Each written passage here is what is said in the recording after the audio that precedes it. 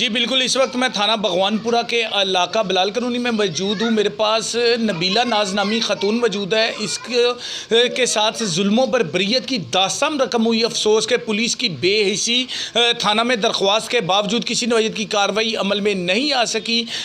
इस ख़तून की शादी हुई, शादी के बाद 3 बच्चे पैदा हुए तो इसके शोहर की वफ़ात हो गई। जब ये बेवा ख़तून 3 साल बाद इसने नई शादी का इरादा किया तो एक मजीद नामी शख्स से इसने निकाह किया, जिसने पहले 3 यतीम बच्चे भी उसकी तहवील में थे। तो सबसे बड़े बेटे के साथ बदफेली की कोशिश की गई, जिस पर इसने उससे अलहदगी का इरादा किया। तो इस दौरान एक झूठा वकील अब्दुल वहाब नामी शख्स इस ख़तून को मिला, जिसने अपने आप को वकील जाहिर किया और 50,000 रुपया लिया फ़ीस की मद में, जिसमें नानफ़का, सूट फॉर डिक्लेरेशन और डेफामेशन का दावा और दीगर दावा जात उसने करने का ड्रामा रचाया और इसे 50,000 रुपया वसूल किया फ़ीस की मद में। वकील साहब ने उसके बाद टाल मटोल करना शुरू कर दिया। जब टाल मटोल में महीनों गुजर गए तो इस खातून को कहा गया कि आपकी डिग्री हो चुकी है, जो कि आपके मियाँ के घर अरसाल कर दी जाएगी। उसके बाद इसको निकाह का झांसा दिया और इसे कहा गया कि मेरे साथ निकाह कर लो। चूँकि ये बेआसरा थी, ये इसकी बातों में आ गई और अब्दुल वहाब ने निकाह का ड्रामा रचाया। उसका एक दोस्त रिक्शा ड्राइवर था, उसको निकाह रजिस्ट्रार जाहिर किया और अपने करीबी रिश्तेदारों को फैमिली जाहिर करके इसके साथ निकाह का ड्रामा रचाया गया। उसके बाद इसके घर का टोटल सामान हथिया लिया गया, नकदी 6 लाख रुपया, जो कि बड़ी मुश्किल से इस खातून ने यतीम बच्चों की रफ़ाए अम्मा के लिए जो फाउंडेशन से पैसे मिलते हैं वो भी 6 लाख रुपए की अमाउंट इसके पास कटी हुई, जो कि वो शख्स वो भी हथिया गया। बाद तशद्दद करने के बाद इसको कत्ल करने की कोशिश की गई। तो दरियाफ्त पर पता चला कि ना तो Abdul Wahab advocate high court है, ना उसने अदालत में केस किया, ना तलाक की डिग्री ली, ना तलाक सर्टिफिकेट लिया, ना निकाह करके दर्ज करवाया गया। ये टोटल जालसाजी फ्रॉड किया गया और असमत दरी करता रहा। ये झूठा ड्रामा रचाने के बाद इसके बतन से और एक बच्चा भी पैदा हुआ जो जिसकी उम्र 3 साल है। और इस खातून से पूछते हैं अब किस नवैयत के इक़दाम में मसरूफ़ अमल है। मोहतरमा, आप बताइएगा वहाब से मुलाकात कैसे हुई थी आपकी, और आपके पहले मियाँ का नाम क्या था, कितना अरसा कबल की बात है?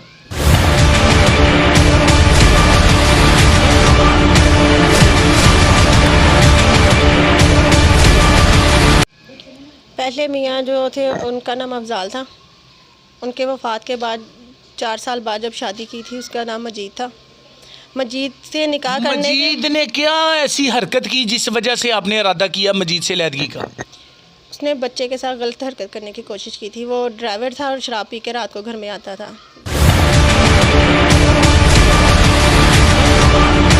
इसकी वजह से उसने बच्चों के साथ गलत हरकत करने की कोशिश की। आपके बच्चे के साथ? जी, मेरे। क्या नाम है उसका? अफजल, मोहम्मद अफजल। बच्चे का नाम मोहम्मद अफजल। ठीक है, उसके बाद क्या हुआ फिर? उसके बाद अलहदगी करने का इरादा किया, जिसकी वजह से हमें ये वहाब साहब मिले, जो कि वकील कहते थे कि मैं ख़ुद वकालत करता हूँ, और वकालत के ही लिबास में हमारे घर तशरीफ़ लाए थे। और इन्होंने कहा कि मैं 50,000 लूँगा, आपको कहीं नहीं जाना पड़ेगा मेरे साथ, मैं सारा कुछ इधर ही ऐसे ही कर दूँगा। जो इन्होंने जब हमसे पैसे लिए तो हमारा केस इन्होंने तकरीबन 8 माह तक चलाया था। 8 माह तक केस चलाया था, या आपसे डिस्कशन चला रहा था? आप अदालत में जाती थी, तारीख पे जाती थी? नहीं, बस हमारे साथ बातों से कहता था कि बस हमारे घर में जो करता था बातें घर में ही करने आता था। मजलूम इंसाफ की फरामी के लिए कानूनी चाराजोई करती है तो वहाब नामी शख्स की जानिब से टाल मटोल से काम लिया जाता है। और वहाब का कहना था कि अदालत में केस ज़ेरे समात है, जिस तारीखों पे भी ये खातून नहीं जाती रही और वहाब की जानिब से मुसलसल ड्रामा रचाया गया।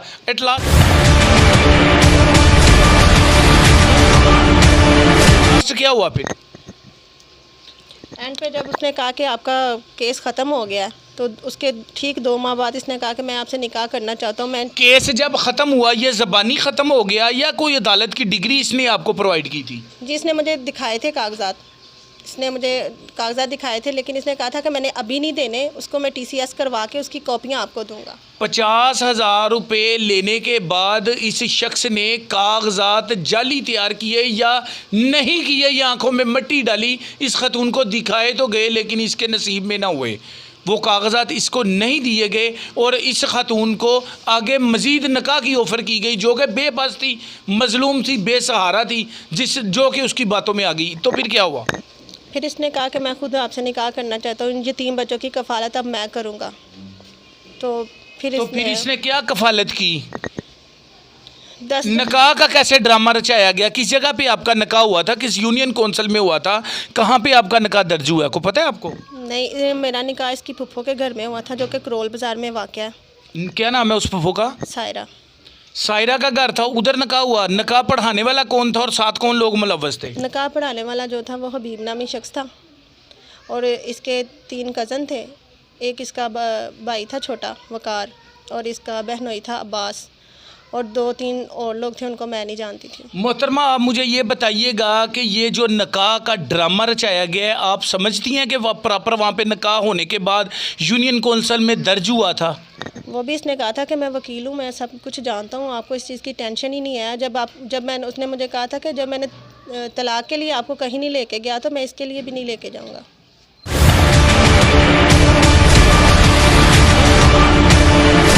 मैं खुद इस हर जगह पे जमा करवा दूंगा सारा। यानी झूठे वकील साहब अब्दुल वहाब साहब की मेहरबानियाँ, अपने आप को पहले वकील जाहिर किया, वकील जाहिर करने के बाद ख़ातून से फ़ीस ली और फ़ीस लेने के बाद कहता रहा कि अदालत में केस ज़ेर समात है, जो कि तनसीख़ निकाह का है और नान नफ़का और दीगर नवैयत के केसेस किए हुए हैं। इनसे फ़ीस भी बटोरी और इनको कोई भी कागजात दिया भी नहीं।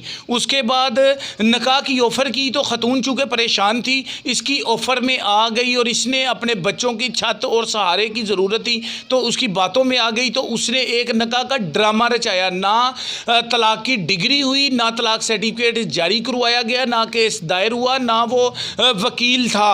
और उसके बाद उसकी जानिब से ये ड्रामा रचाने के बाद इस खातून को शादी का झांसा दिया गया और शादी का झांसा देने के बाद फिर इसके साथ शादी का ड्रामा रचाया गया और इसके साथ रहता रहा। सालों किराए के मकान में इसको रखा। अच्छा, कितने बच्चे हैं इसमें से आपके? मेरा एक बेटा इसमें से। आप क्या कहती हैं, आपका ये निकाह नहीं था कि कोई इसने को धोखा किया आपसे? जी हाँ, जिसने अब आके पता चला कि इसने सरासर धोखा किया मुझसे। जब मुझे ये सारी मालूमात पता चली कि ऐसे नहीं होता, पहले डिग्रियां मिलती हैं, फिर वो तलाक सर्टिफिकेट साथ लगते हैं निकाह में, लेकिन इसने मुझे यही कहा था कि मैं खुद वकालत जानता हूँ, इसलिए मैं सब कुछ खुद ही हैंडल करूँगा। अल्लाह ने मुझे ताकत दी हुई है, आपको कहीं नहीं कुछ भी नहीं करने का पता। अच्छा, इसने जब रहाइश इख्तियार की आपके साथ शादी करने के बाद, तो ये कहाँ रहती थी? आप किराए के मकान में रहती थी या? जी हाँ जी, मैं किराए के मकान में रहती थी और 4 साल हो गए निकाह को। मैं इसी इलाका में रह रही हूँ। ये पूरा इलाका उसको जानता है कि वो मेरा शोहर है, बच्चे का बाप है। हर जगह पे उसके नंबर दर्ज हैं, जहाँ पे उसने उधार लगाए हुए थे कि ले लेना, जो भी ज़रूरत की चीज़ चाहिए हो वो ले लेना, मैं खुद दे दूँगा। वो भी उसके जाने के बाद अब मैं दे रही हूँ, बल्कि सारे ख़र्चे अब मैं ही कर रही हूँ। पहले भी कर रहे थे मिलके, हमें खुद घर के लिए काम ला के देता था कि तुम भी मिलके करो।